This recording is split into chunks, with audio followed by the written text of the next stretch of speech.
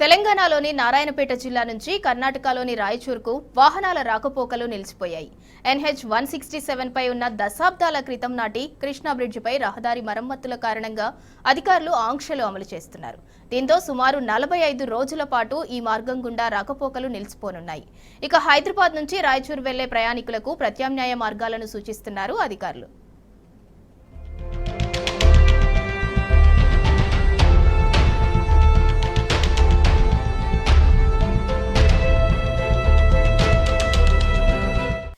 నారాయణపేట జిల్లా కృష్ణ మండలం సరిహద్దుల్లో కృష్ణా నదిపై నిర్మించిన కృష్ణా బ్రిడ్జిపై నుంచి రాకపోకలు నిలిచిపోయాయి.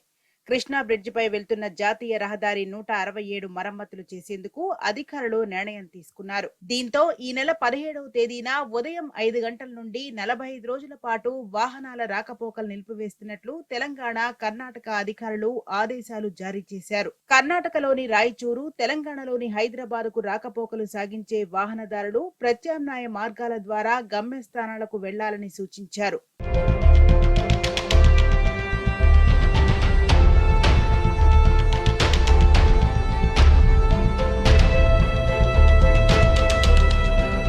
కర్ణాటక, తెలంగాణ రాష్ట్రాలను కలిపే వంతెనపై ప్రతిరోజు వేలాది వాహనాలు రాకపోకలు సాగిస్తుంటాయి.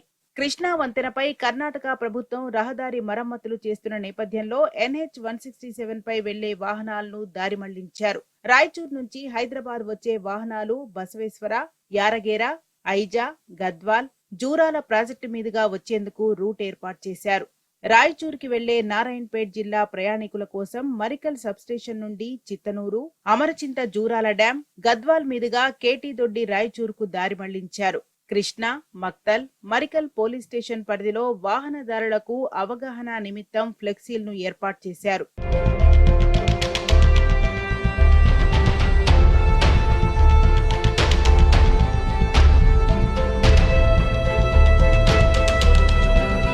కృష్ణా బ్రిడ్జిపై NH 167 మరమ్మతుల కారణంగా నారాయణపేట్ జిల్లా వాసులకు తీవ్ర ఇబ్బందులు ఎదురవుతున్నాయి.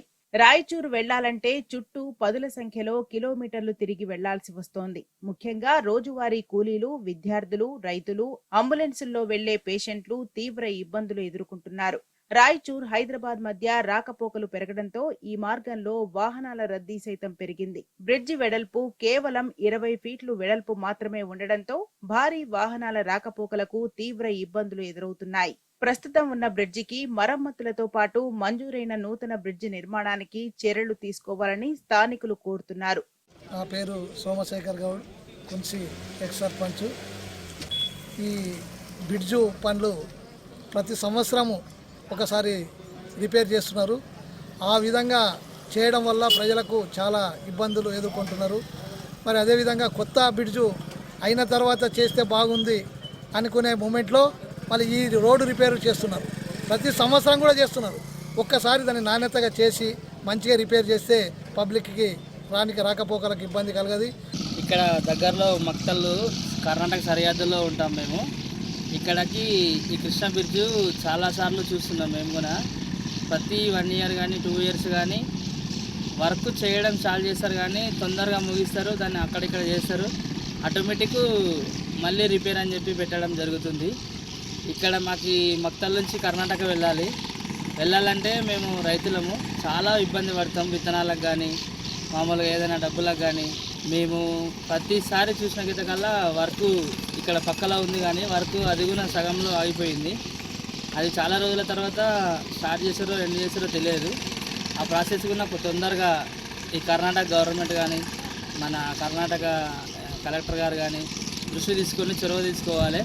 ఏకంగా 45 రోజులు బ్రిడ్జిపై వాహనాలు నిలిపివేసి చేస్తున్న మరమ్మతుల్లో నాణ్యత పాటించాలని స్థానికులు డిమాండ్ చేస్తున్నారు. మరోమారు ఇబ్బందులు రాకుండా చూడాలని కోరుతున్నారు.